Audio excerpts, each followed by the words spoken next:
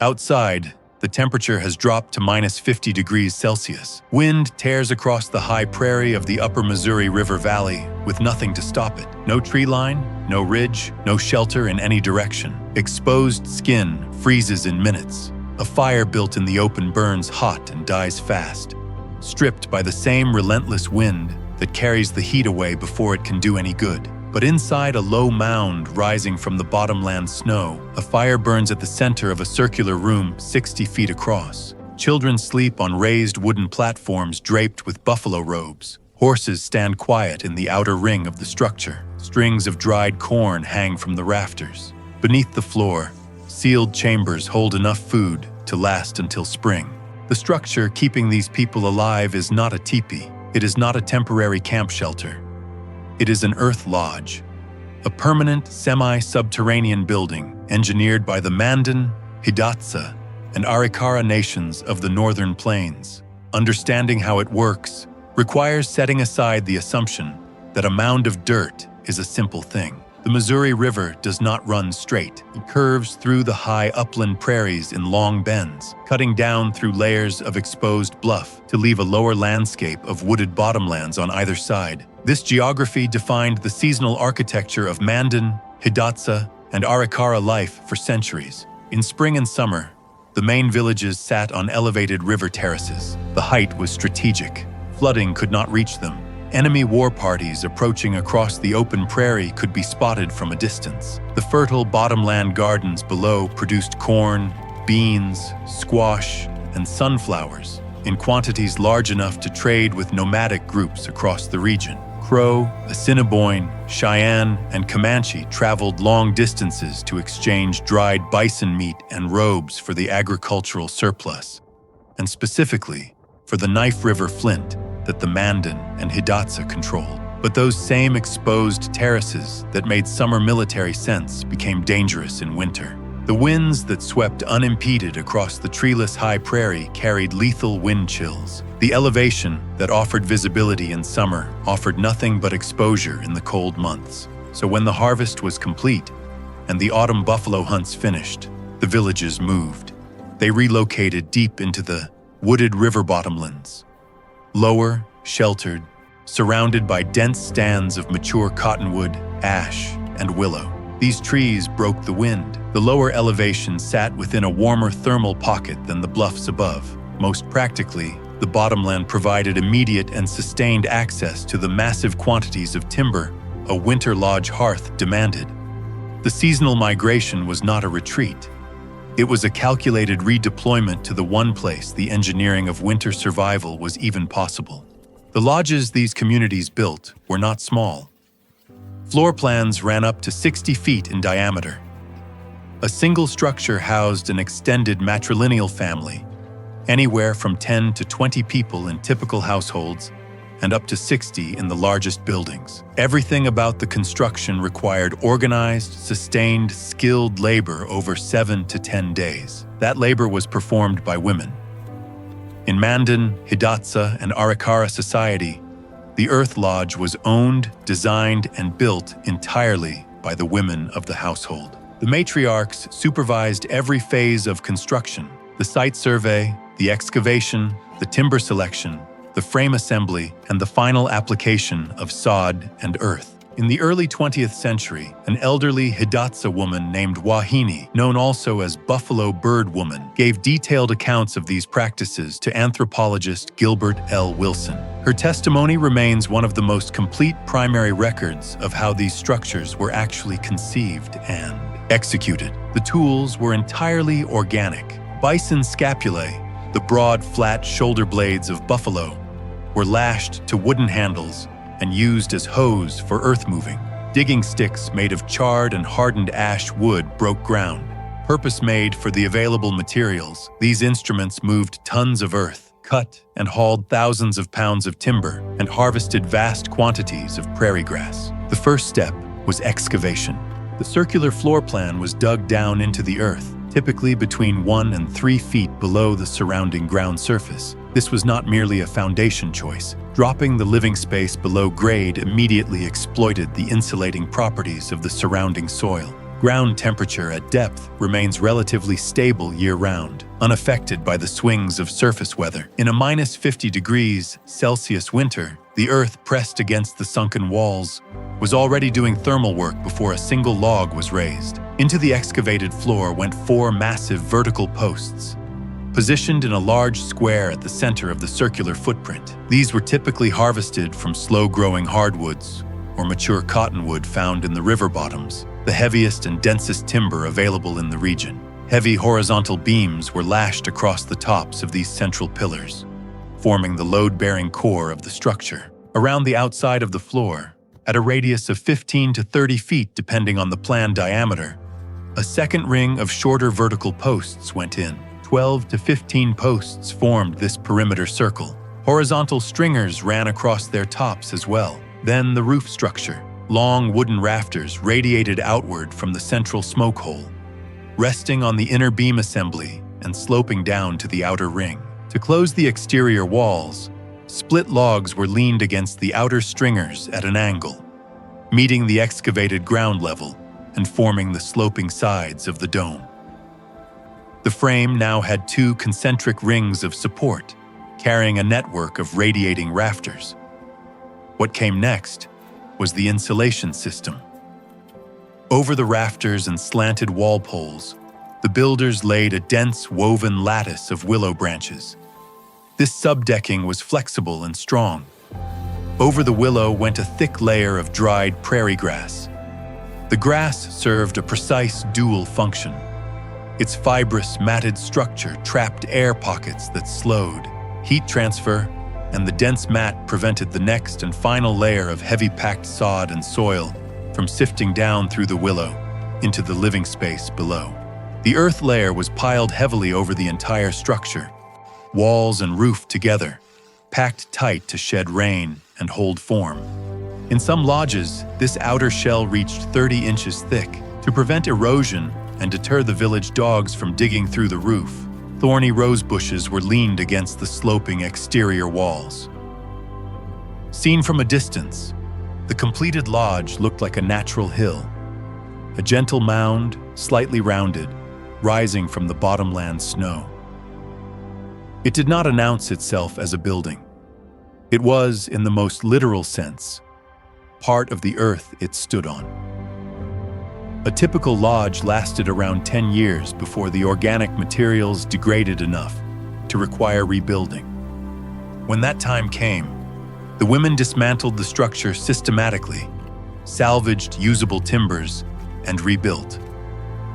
The knowledge required was held and transmitted by the matriarchs, passed through generations of women who owned not just the physical lodge, but the architectural expertise that made it possible.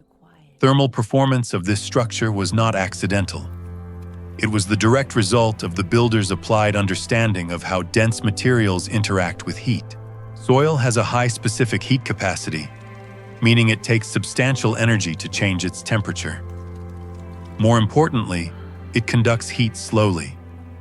When a sheet of metal is exposed to cold, the temperature change travels through it almost instantly. When packed earth is exposed to cold, the change moves through it over many hours. In heavily earth-sheltered structures, modern thermal modeling shows heating energy requirements can be reduced by 46 to 80% compared to above-ground wooden construction. Thermal lag refers to the delay between an external temperature change and the interior surface registering that change. In structures of this type, it runs between 12 and 16 hours. In practical terms, the midnight blizzard at -50°C was still working its way through the sod when dawn came. The cold never fully arrived. The earth absorbed it, held it at bay, and gave the interior fire time to continuously replenish the stored warmth. That central fire was placed with geometric precision, positioned directly beneath the apex of the domed ceiling and the smoke hole above it. The fire radiated heat in 360 degrees equally across the circular floor. A fire placed against the wall of a rectangular room, as in a Euro-American log cabin with a stone chimney, loses most of its radiant reach across the room's square footage, and the chimney vents the majority of convective heat straight out of the building. The Earth Lodge's central hearth had no chimney. The smoke rose toward the exhaust hole at the dome's peak, but the heavy earthen ceiling intercepted the rising heat before it could escape, absorbing and radiating it back downward over the living space. The smoke hole also powered the lodge's ventilation. As hot air and smoke rose and exited through the aperture, fresh air was drawn steadily inward from the entrance passageway. This continuous convective loop fed the combustion with oxygen and prevented the buildup of carbon monoxide. During severe cold or high winds, a portable hide cover could be adjusted over the smoke hole to reduce draft, trap additional heat, and prevent the violent downdrafts that a strong prairie wind could push through an open opening. The entrance to the lodge was not a simple door. It was a covered tunnel, a wooden passageway several feet long, projecting outward from the dome at ground level. The person entering the lodge walked through this tunnel before stepping into the main space. At the point where the tunnel opened into the circular floor, partitions stood directly in the path of anyone entering. This wind baffle, built from split logs set tight together or from layered heavy hides, faced the tunnel opening. When the exterior door was opened and a blast of sub-zero outside air rushed in, it struck the baffle directly. The kinetic energy dispersed. The air split and moved around the partition, rather than cutting straight across the floor toward the central fire. No cold draft swept the living space. The fire was not disturbed. The baffle system worked because the designers understood the directionality of the threat. Cold air moving in a straight line from the door to the fire was the problem. A solid obstruction placed squarely in that line was the solution. Beyond the baffle, the interior layout was further organized to manage heat. The perimeter zone between the outer structural posts and the slanted exterior walls, called the atuti in Hidatsa, functioned as a buffer layer. Firewood was stacked there. Equipment and domestic items filled the space. Horses were brought in from the winter cold and stabled in this outer ring. This last detail deserves attention. Horses were enormously valuable, and keeping them indoors protected them from theft and from weather that could kill them overnight. But thermodynamically, stabling horses inside the lodge transformed the perimeter of the building into a secondary heating system. A large horse produces substantial metabolic heat continuously. Several horses stationed around the atuti raised the baseline ambient temperature of the structure, maintaining warmth along the outer ring of the living space that the central fire alone could not efficiently reach. Sleeping platforms completed the thermal strategy. Beds were not laid on the floor.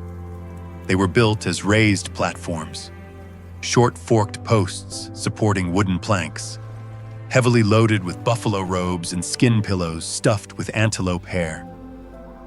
Cold air and carbon dioxide are both denser than warm air. Both sink and accumulate at floor level. By sleeping elevated, the occupants positioned themselves in the warmer, better oxygenated thermal stratum above the cold zone at ground level. The arrangement was not decorative. It was the application of a physical reality that the builders clearly understood. Surviving the winter required more than warmth. It required sustained caloric intake through months when the land outside produced nothing. The Mandan, Hidatsa, and Arikara solved this with a food storage technology as carefully engineered as the lodge itself. Beneath the floors of the lodges and scattered in protected locations throughout the winter hamlets, women dug cache pits. The most sophisticated design was bell-shaped, a narrow circular opening at floor level that widened dramatically as it descended, reaching depths of 5 to 8 feet, with a base diameter of 3 to 5 feet. The narrow neck minimized the surface area exposed to air. The wide base maximized storage volume. Archaeological excavations at sites including Huff Village and the Knife River Indian villages have uncovered thousands of these pits. The preparation of each one followed a precise sequence. The interior walls were plastered with wet mud or clay, which hardened into a protective barrier against moisture seepage and burrowing pests. Over the hardened plaster went layers of dried willow branches and prairie grass, which absorbed residual dampness and provided a clean, insulated cradle for the contents. Braided strings of dried corn, dried squash rings, dried beans, and sunflower seeds were packed in to capacity. The opening was sealed and, in many cases, concealed beneath the dirt floor to hide the family's food supply from raiders who might enter the lodge during an attack. Within the sealed pit, the chemistry of preservation worked without any active management. The stored plant material continued cellular respiration, consuming oxygen and releasing carbon dioxide. With the narrow opening sealed, the CO2 accumulated and oxygen depleted. This elevated carbon dioxide environment halted the aerobic bacterial activity that causes organic decay. It prevented the stored seeds from germinating. It suffocated any insects or larvae that had entered with the harvest. The bell-shaped cache pit was a passive chemical preservation chamber that ran itself. A family that filled and sealed one correctly in autumn could open it in late winter and find the contents intact. That guarantee of intact food was the difference between surviving a 6-month Northern Plains winter and not surviving it. To the Mandan, Hidatsa, and Arikara, the lodge was not a neutral container for human activity. It was a living entity with its own animating spirit, formed from the timber, willow, and earth of the local landscape, and therefore understood as a direct extension of the natural world. The 4 massive central cottonwood posts at the core of every lodge held particular significance. Hidatsa belief held that the spirit of the lodge resided within these pillars.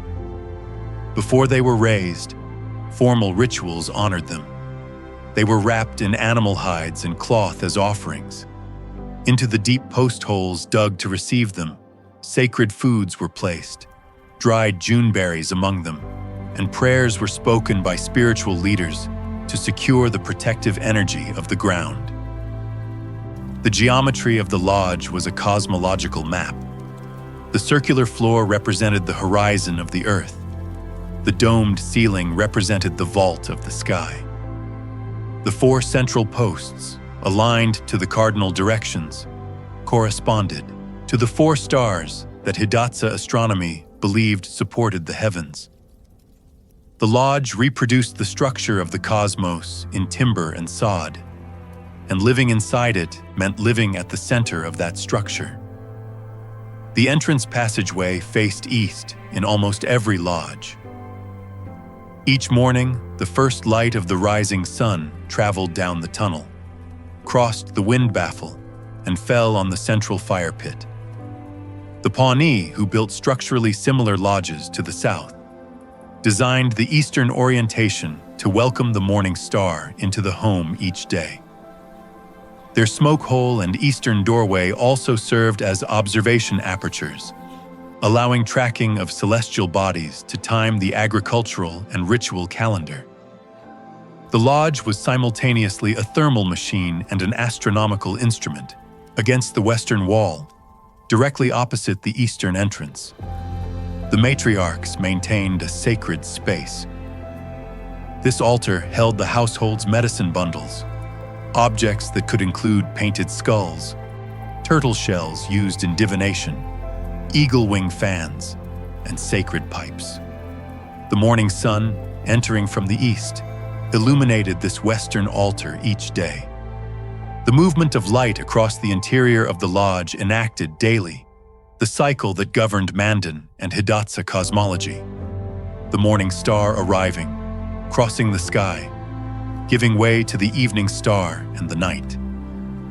Oversized ceremonial lodges, reserved entirely for ritual purposes, housed the great multi-day ceremonies of renewal. The Mandan Okapa ceremony and the Hidatsa Naxpike both centered on these spaces.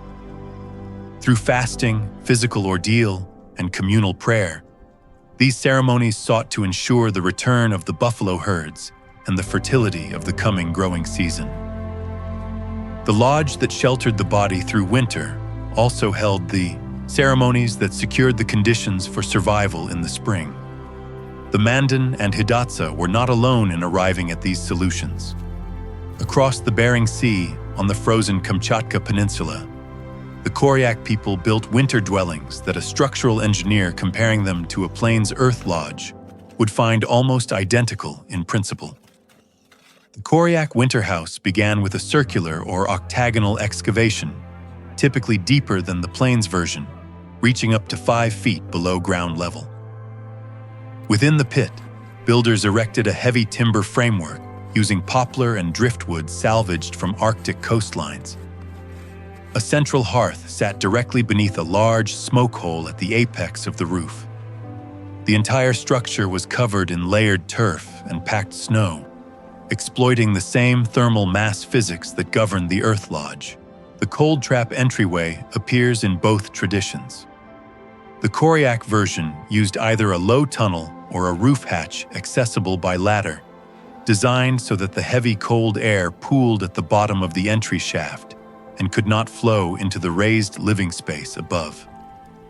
The plane's baffled tunnel and the Koryak cold trap addressed the same thermodynamic problem through different geometries, in populations separated by thousands of miles who had no documented contact. The Inuit Karmak, a semi-subterranean winter shelter with a whalebone or driftwood frame heavily covered in sod and turf, incorporated the same sloped cold trap tunnel. The coastal peoples of the Pacific Northwest built large cedar plank houses that served as communal winter structures, organizing extended family groups around shared thermal and ceremonial space during the coldest and darkest months. These convergences are not coincidences. When independent populations face identical environmental constraints, lethal cold, limited fuel, the need to heat a communal living space across months of extreme weather, the range of viable engineering responses is narrow. A semi-subterranean foundation, thermal mass exterior, central hearth beneath a controlled exhaust, baffled entryway, and raised sleeping surfaces appear across all of them because they follow directly from the physics of heat transfer in cold climates. The Mandan women who designed and built their lodges arrived at the same conclusions as builders in Kamchatka and the Arctic.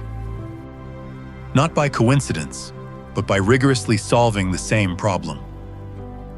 The Earth Lodge applied the same principle as ancient Korean ondol floor heating and Russian masonry stoves.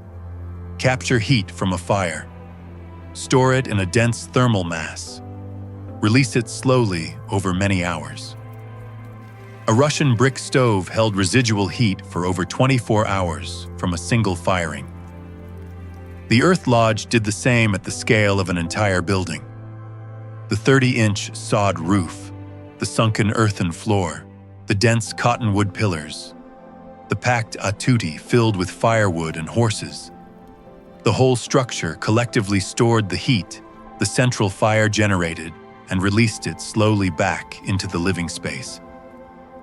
The building itself was the thermal battery, and every material in it contributed to the charge. The building science that modern architects cite in sustainability literature, thermal lag, decrement factor, specific heat capacity, describes precisely what the Mandan matriarchs applied, without the terminology, when they specified how thick the sod layer needed to be and how deep to sink the floor. The blizzard outside is -50 degrees Celsius. The wind moves across the high prairie with nothing to break it against. In the wooded bottomland, the cottonwoods take the edge off the gusts.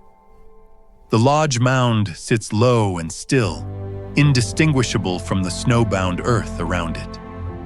Inside, the fire at the center of the circular room has been burning since before dark. The sod above holds the accumulated heat of the day against the night's attempt to reclaim it. The horses in the outer ring stand quiet. The children on the raised platforms sleep through the coldest hours. In the floor below them, sealed beneath packed clay and dried grass, the corn and beans and squash wait out the winter undisturbed. The people who built this did not survive the northern plains winter by accident. They survived it through the systematic application of material knowledge. How Earth conducts heat, how a dome circulates air, how geometry distributes radiant warmth, how sealed chambers preserve food chemistry. They embedded that knowledge into architecture and renewed it with every lodge they built and every daughter they taught. The Earth was not a last resort. It was the best available building material, dense, insulating, locally abundant, and thermally patient. The women who chose it and worked it applied thermal principles, specific heat capacity, thermal lag, convective airflow management that modern building science would not formally codify for another 2 centuries. The ground, shaped correctly, did what no above-ground wooden structure on the open northern plains could. It held warmth through a 6-month winter on a single central fire.